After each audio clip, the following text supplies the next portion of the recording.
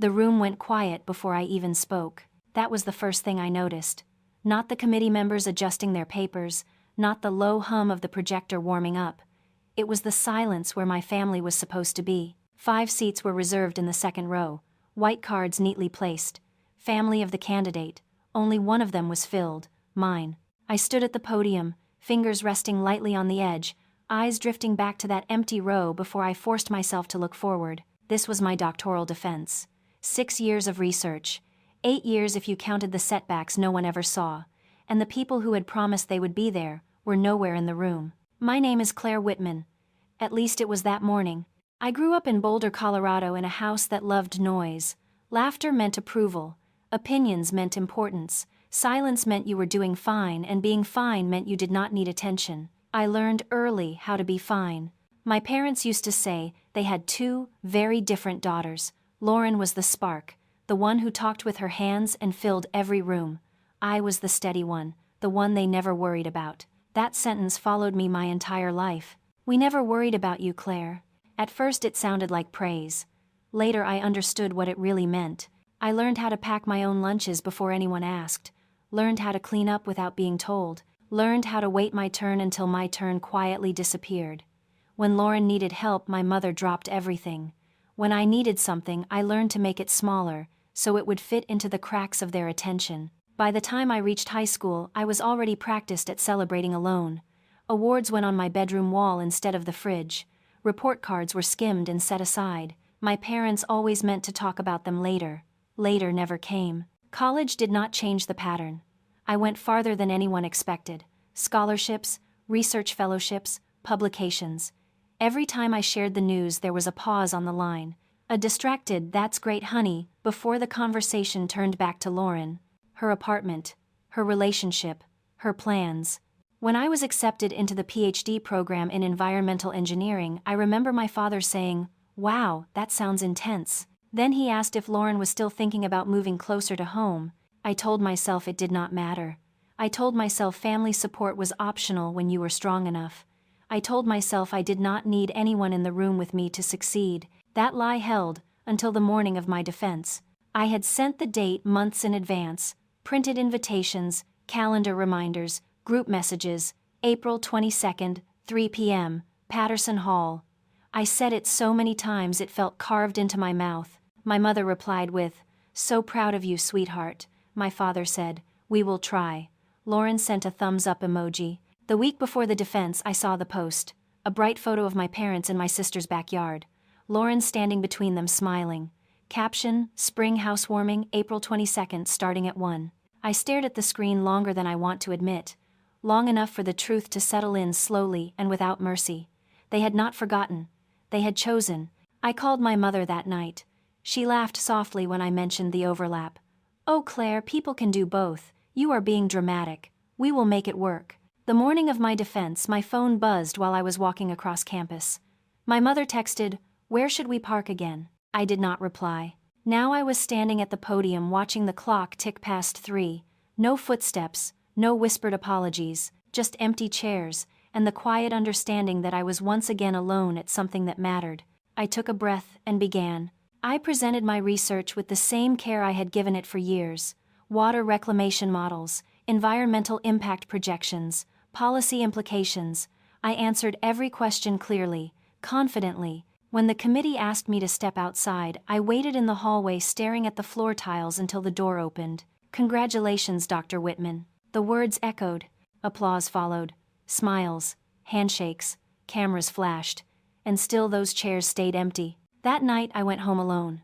I placed the program on my kitchen table and stared at my name printed in clean black letters. Claire Whitman. It looked solid, established, complete, and yet something in me cracked. Not loudly, not in tears or anger.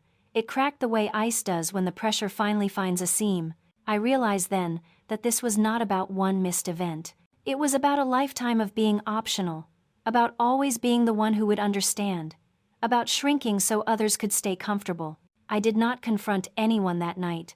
I did not send a long message. I did not demand explanations. Instead, I opened my laptop and created a new folder. I named it Transition. I did not know yet that this folder would become the most important thing I ever made. I only knew that something in my life needed to change, and this time it would not be my expectations. That was the moment everything started moving. And the people who left those chairs empty had no idea what was about to disappear with them. I did not always know I was the background child. That realization came slowly, like noticing a draft in a room you have lived in for years. You do not feel it at first, you just learn where not to stand. After my defense, sitting alone at my kitchen table, that memory kept pulling me backward, not to one moment, but to a pattern. And once I saw it clearly, I could not unsee it. Growing up, our house in Boulder was never quiet. There was always movement, conversation, noise bouncing off the walls. Noise meant something was happening. Silence meant you were expected to manage on your own. Lauren was noise. She entered rooms like she belonged there. Loud stories, big feelings, endless questions. My parents leaned toward her without realizing it. Their bodies always turned in her direction. Their voices softened when she spoke. I learned to watch instead. I learned when it was safe to speak and when it was better not to. I learned how to make myself useful instead of visible. Carry this, hold that, be patient, be understanding. My parents used to tell people I was mature for my age. What they meant was that I did not demand space. One memory stayed with me more than the rest. I was 13 the first time I understood the difference between us. Lauren had a school recital. A small one. Elementary choir. The kind of thing parents clap too hard for. My mother spent the afternoon curling her hair and choosing the right sweater. My father left work early so he could get a good seat. Earlier that same day, I had won a regional science award. I came home holding the certificate rolled tightly in my hands, the paper warm from the printer. I placed it on the kitchen counter and waited. No one looked at it. My mother rushed past me, phone to her ear, asking where Lauren's shoes were. My father nodded absently and said, "That's great, Claire," without breaking his stride. At the recital that night, I stood near the back of the auditorium holding Lauren's jacket while my parents sat in the front row. When she finished singing, they stood and clapped until their hands turned red. On the drive home, my mother talked about Lauren's confidence, her presence, her future. I stared out the window and folded my certificate into my pocket until the paper creased. No one asked about it. That pattern repeated itself so many times it became normal. Too normal. In high school, I learned not to announce things. Announcements implied expectations. Expectations led to disappointment, so I stopped setting myself up for it. When I earned a scholarship, I mentioned it casually at dinner. My father nodded and asked Lauren how her practice went. When I placed second in a statewide research competition, my mother smiled briefly and reminded me to clear my plate. I told myself they were busy. That parenting was hard. That love looked different in different families. But the truth was simpler and harder to accept. I was easy to ignore. Lauren needed attention the way fire needs oxygen. I did not. Or at least, that is what everyone assumed. I learned to solve my own problems because waiting for help meant waiting forever. By the time college came around, independence was not a trait. It was survival. I chose environmental engineering because it was quiet work, methodical, predictable. Data did not talk over me. Models did not dismiss me. Systems either worked or they did not. My parents liked to say they were proud when people asked. I know because I heard it through others. They just never said it when it mattered. At family gatherings, I was introduced last. "This is Claire. She is very smart." Then the conversation moved on. When Lauren talked about her plans, everyone leaned in. When I talked about mine, people nodded politely and checked their phones. I told myself it was fine. But fine is a dangerous word. It lets things continue unchanged. The hook that keeps pulling me back now is this. Families do not usually forget one child by accident. It happens by habit, by comfort, by the quiet agreement that one person will always adapt. I adapted so well that no one noticed I was disappearing. Even my parents trusted that I would understand. They used that word often. Claire will understand. She always does. Understanding became my role. So when I sent the invitation to my doctoral defense months later, a part of me already knew what would happen. I just needed to believe they would prove me wrong. That belief did not survive the empty chairs. Looking back now, I see how inevitable it was. How carefully I had been trained for that moment. Years of being overlooked had prepared me to stand alone without making a scene. What no one realized was that silence does not always mean acceptance. Sometimes it means preparation. I did not grow up wanting revenge. I grew up wanting room. And when I finally understood that no one in my family was willing to make that room for me, I began planning how to build it myself. That understanding did not explode into anger. It settled into something colder, clearer. And once that clarity arrived, there was no going back to pretending I was fine. There is a moment when neglect stops feeling accidental. You do not notice it the first time. Or the second. It settles in quietly through repetition, until one day you realize the pattern has never been broken, only explained away.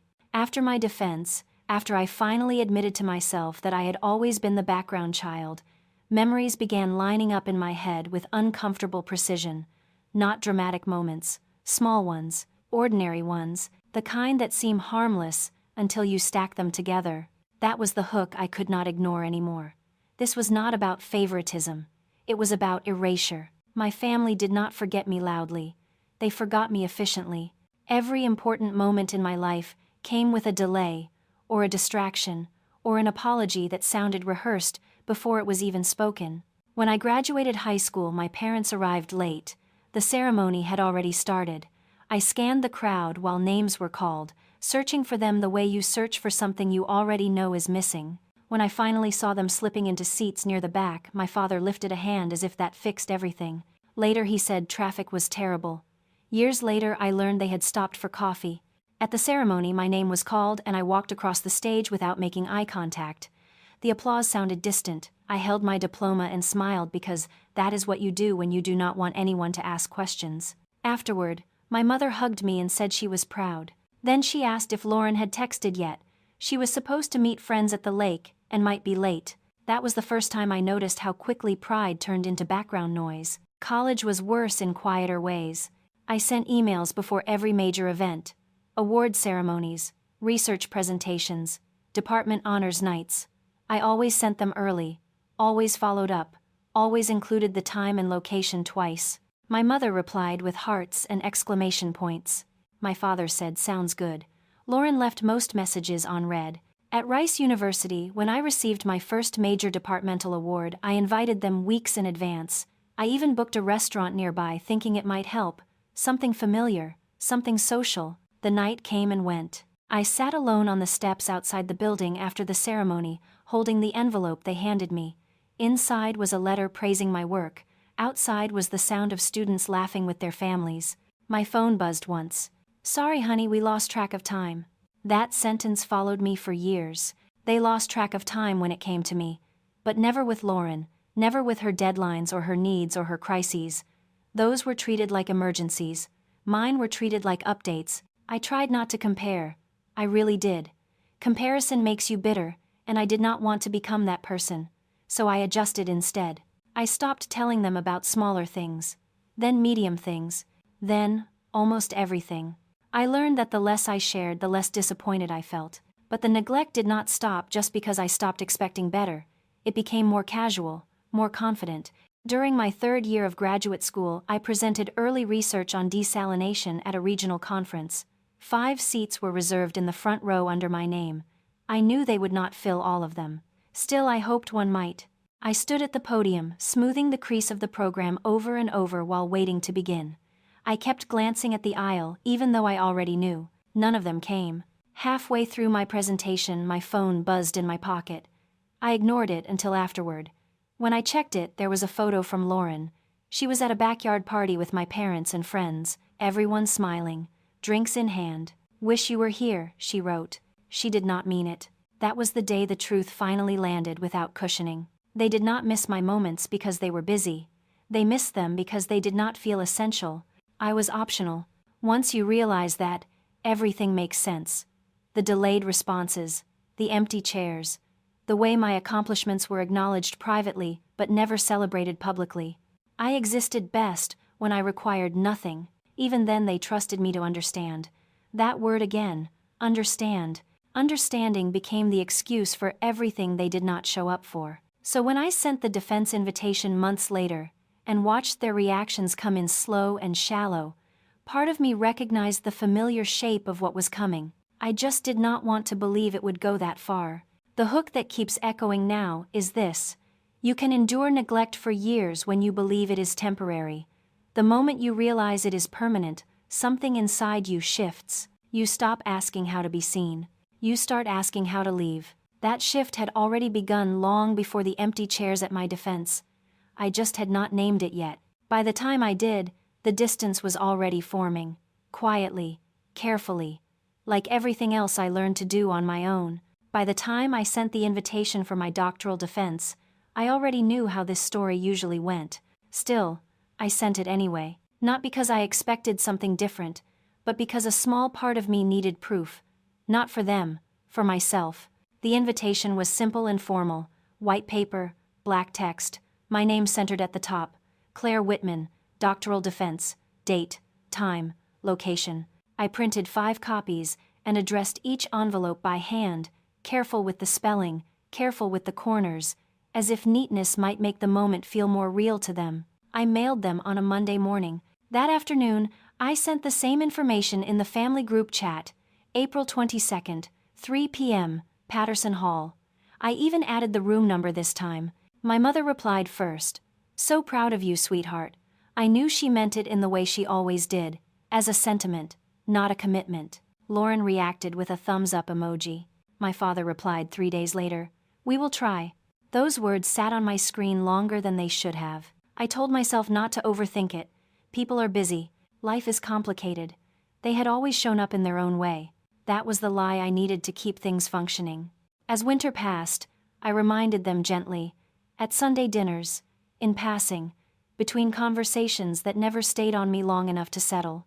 3 months to go, I said once, while my mother scrolled on her phone. She nodded without looking up. 6 weeks, I said another time. Lauren was talking about a new couch she wanted. My father asked her what color she was thinking. 2 weeks, I said softly, as we cleared plates.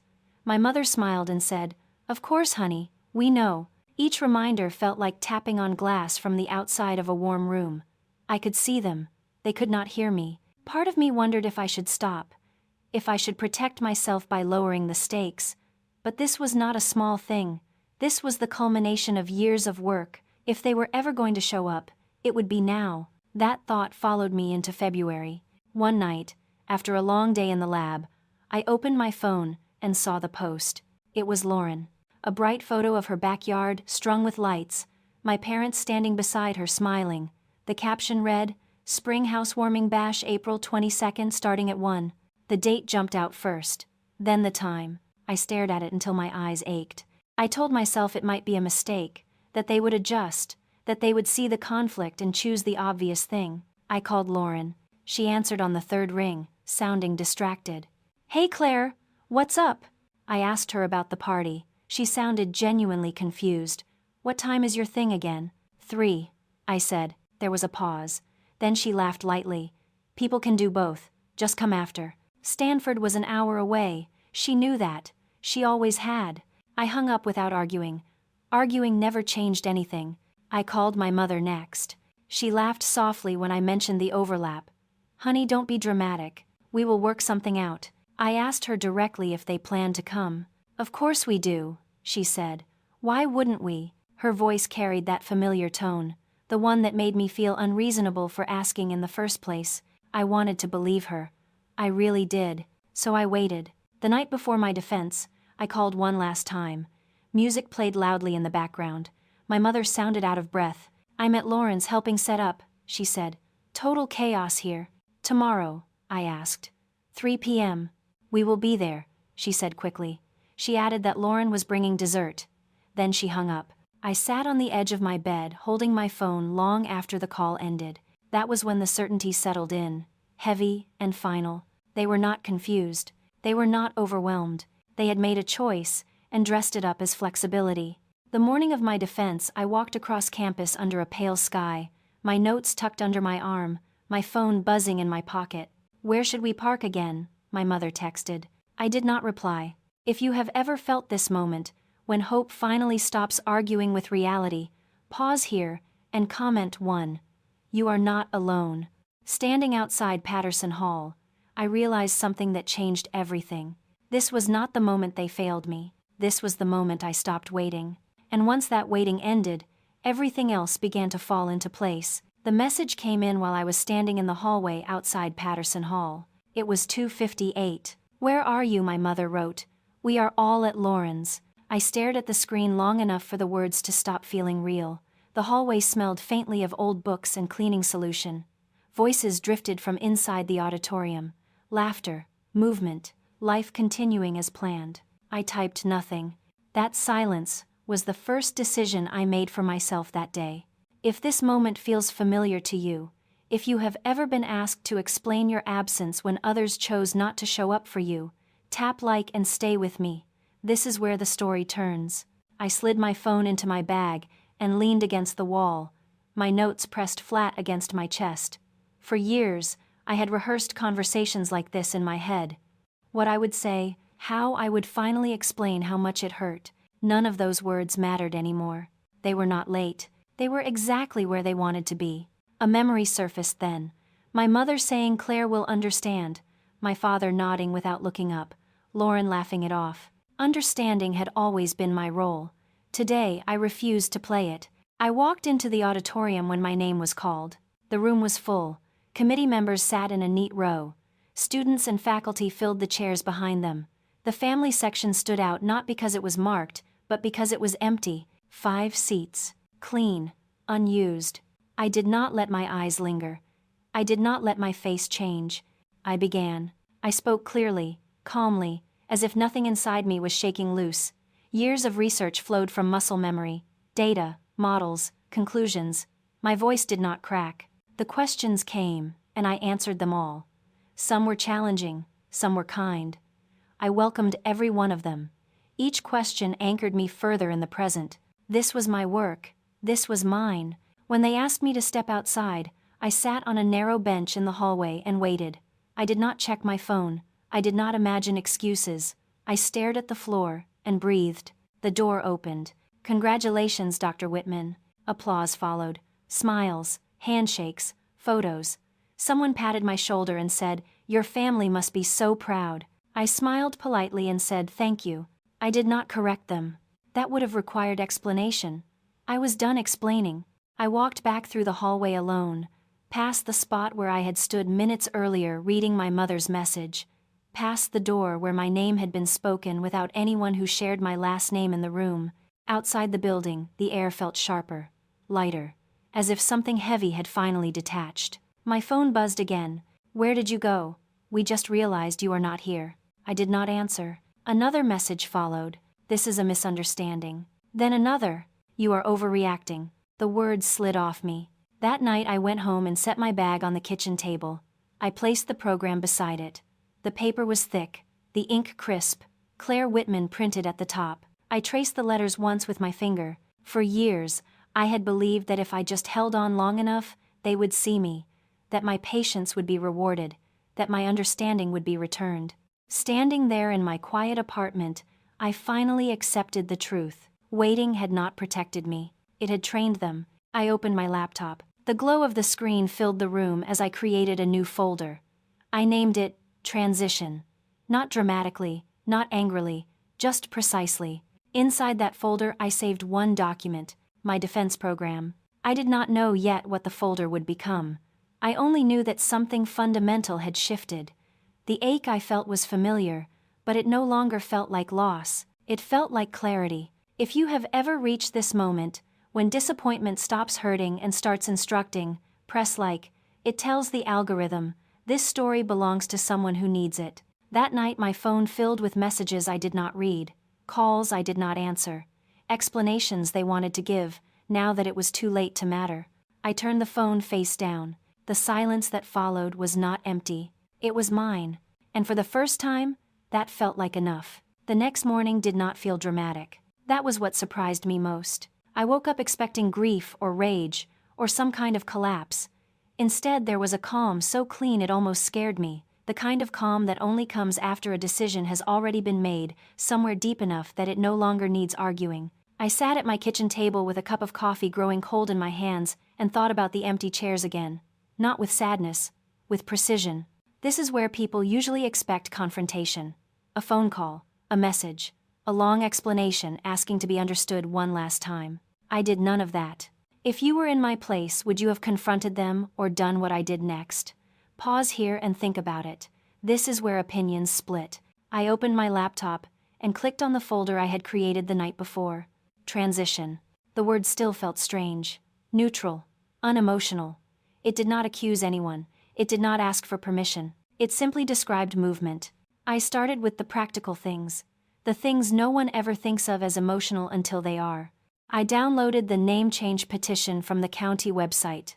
Read it carefully. Twice. Requirements. Identification. Processing time.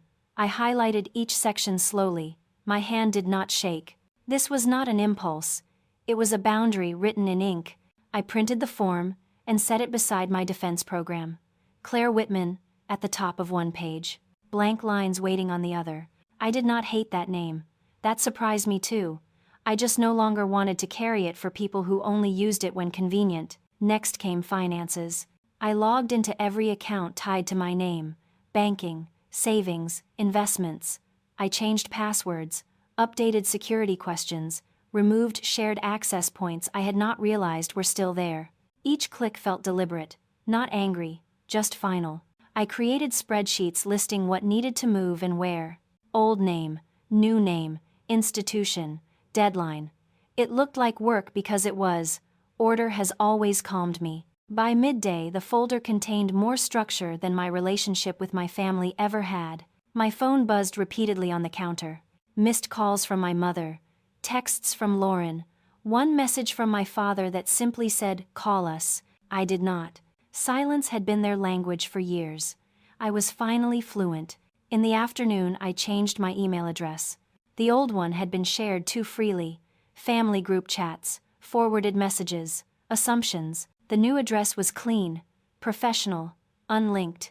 I transferred my research files to a new cloud drive and deleted the shared folder my father once asked access to, so he could show relatives what I was working on. He had never opened it. That realization did not hurt anymore. By evening, I had a list taped to the wall above my desk. Driver license, voter registration, medical records, emergency contacts, apartment lease, workplace HR. It looked excessive, extreme maybe, but here is the truth people argue about. Is it extreme to change your life quietly, after years of being ignored, or is it extreme to expect someone to keep accepting it? That question stayed with me. The next morning, I dressed carefully. Navy blouse, pressed slacks, hair pulled back. I wanted to look like myself, not someone running away, someone stepping forward. The courthouse was quiet when I arrived. Pale walls, hard benches, the sound of papers sliding across counters. The clerk handed me a stack of forms and pointed to a chair near the window. I filled them out line by line, signature by signature. When I wrote the new last name, it settled onto the page with an ease I did not expect. Claire Westbrook. It did not feel like pretending. It felt like relief. When I handed the papers back, the clerk stamped the top page. The sound was crisp, final. "Processing takes a few weeks," she said. "That is fine," I replied. Outside the building, the sunlight felt different. Not brighter, just clearer. Over the next days, the work continued quietly. I updated records, closed the last account tied to the old name, reassigned contacts, archived family messages without reading them. Some people might call this cruel. Others might call it self-preservation. Which one do you think it was? At night, I sat at my desk, listening to the city settle, cars passing, a neighbor laughing somewhere above me, ordinary life continuing. I did not feel guilty. Guilt comes from believing you owe something. And I had finally accepted that love does not create debt when it is never given freely. The decision no one saw coming was not the name change. It was the fact that I stopped waiting for them to notice. By the end of the week, my phone was silent, not because they had stopped calling, because I had stopped answering. And in that silence, something unexpected happened. I felt steady, not victorious, not broken, just steady. The kind of steady that only appears when you finally choose yourself, without needing anyone to agree. That was the moment the distance became real, and the moment my life stopped being accessible to people who never showed up when it mattered. Leaving did not feel like escape. It felt like alignment. That surprised me more than anything. I had expected fear to catch up with me once the paperwork was submitted and the calls stopped ringing. Instead, there was a quiet sense of rightness, like stepping into a room where the temperature finally matched your body. The hook I did not expect was this. The moment I stopped explaining myself, my life became easier to live. Seattle had been a possibility for months. An environmental consulting firm had reached out after one of my conference presentations. At the time, I told myself it was too soon, too far, too disruptive. Now it felt inevitable. I accepted the offer without hesitation. I gave notice on my apartment. I packed my books into neat stacks, labeled boxes with black marker: work, clothes, files, kitchen. Each label felt like a small promise kept. I did not tell my family I was moving. There was no announcement, no goodbye dinner, no final attempt to be understood. I had done enough of that already. The movers arrived early on a gray morning. I watched from the doorway as they loaded my life into a truck. It was strange how little sentiment there was. No dramatic last looks, no tears, just completion. When the truck pulled away, I locked the door and rested my hand against the cool metal for a moment. Not grief, not relief, stillness. The drive north took 2 days, long stretches of highway, rest stops that smelled like coffee and rain. I drove with the radio low and my thoughts quieter than they had been in years. Every mile felt like subtraction, a loosening, the background noise of obligation fading behind me. Seattle greeted me with low clouds and a soft drizzle. The city did not ask questions. It did not demand a story. It simply existed. Perfect. My new apartment was smaller than the one I left. Bright, clean, a narrow balcony overlooking a street lined with trees. I placed my boxes by the window and opened the one marked work first. Inside were my research papers, my notebook, a single framed photo of me standing beside a poster at a conference. No family faces, just me, focused, present. I set up my desk before anything else. That first night, I slept deeply. No dreams, no rehearsed conversations waiting for me in the dark. The next morning, I walked into my new office with a badge that read Claire Westbrook. No one flinched. The receptionist smiled and welcomed me. My new manager shook my hand and asked about my specialization. Colleagues introduced themselves without curiosity about my past. No comparisons, no expectations layered onto my name. They only cared about the work. I sat at my desk and logged into my new account.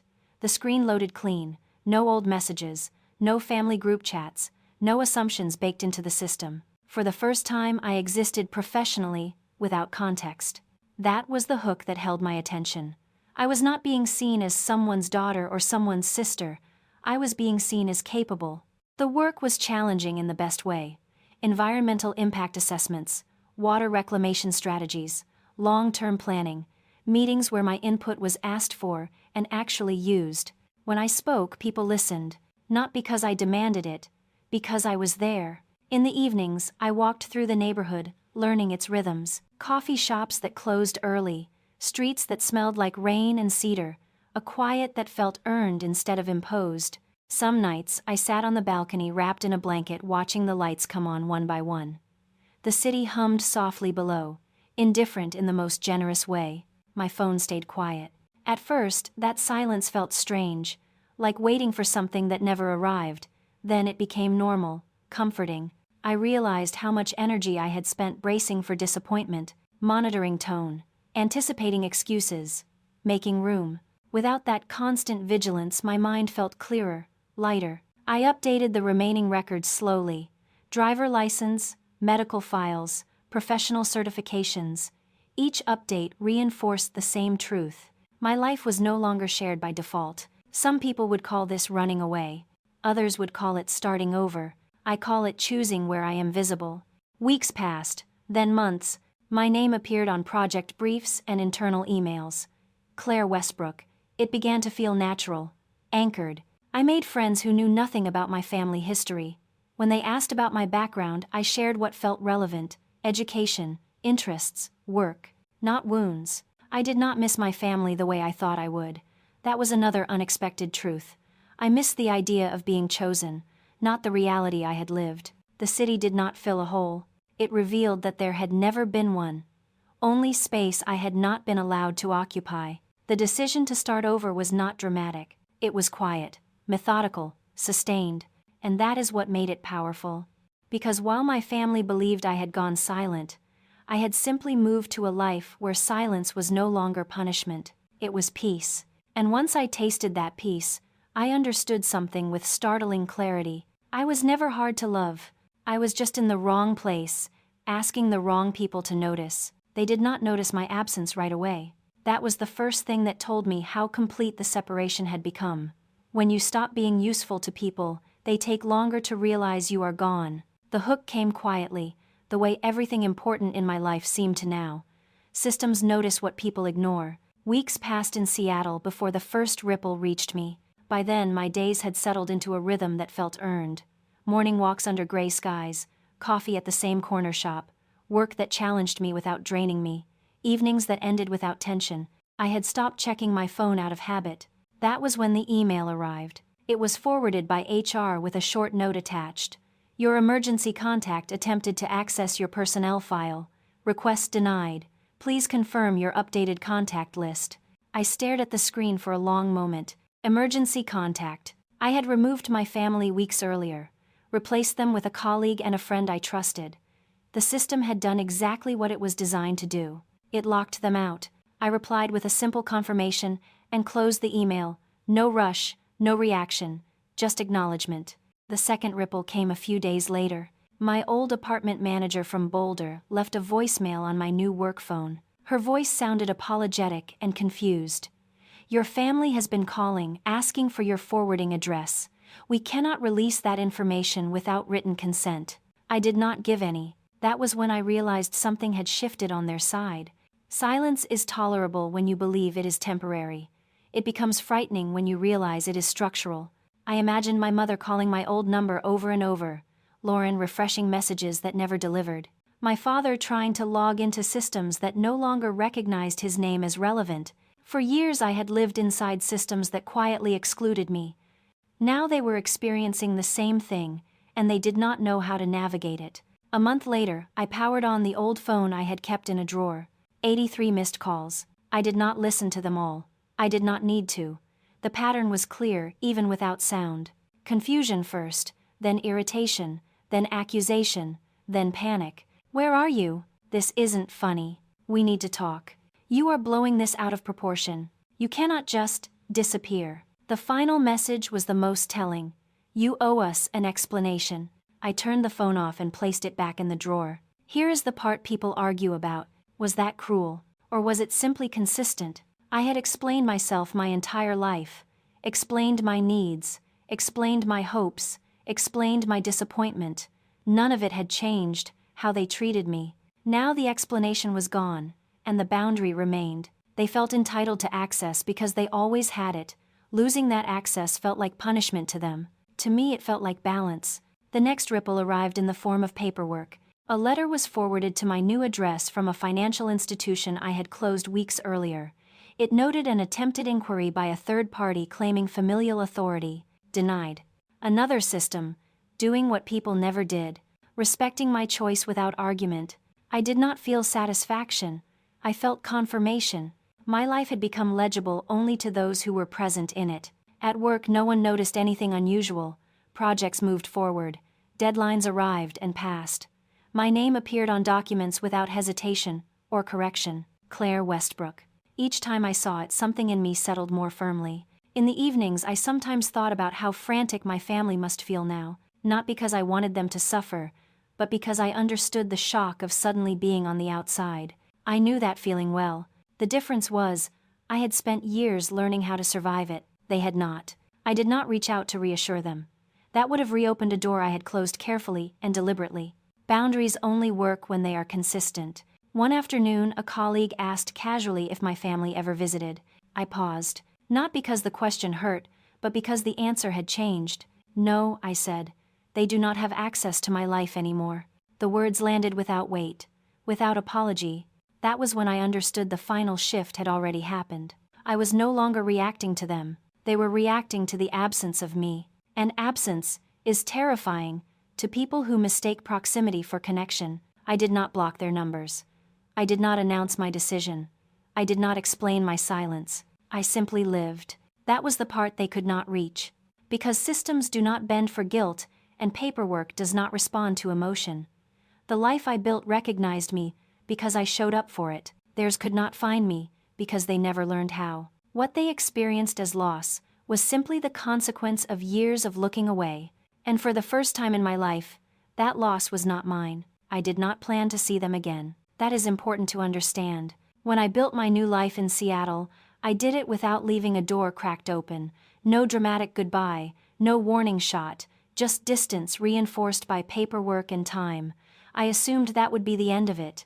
Life rarely respects assumptions. The call came on a gray Tuesday afternoon while I was reviewing a report at my desk. Unknown number, Austin area code.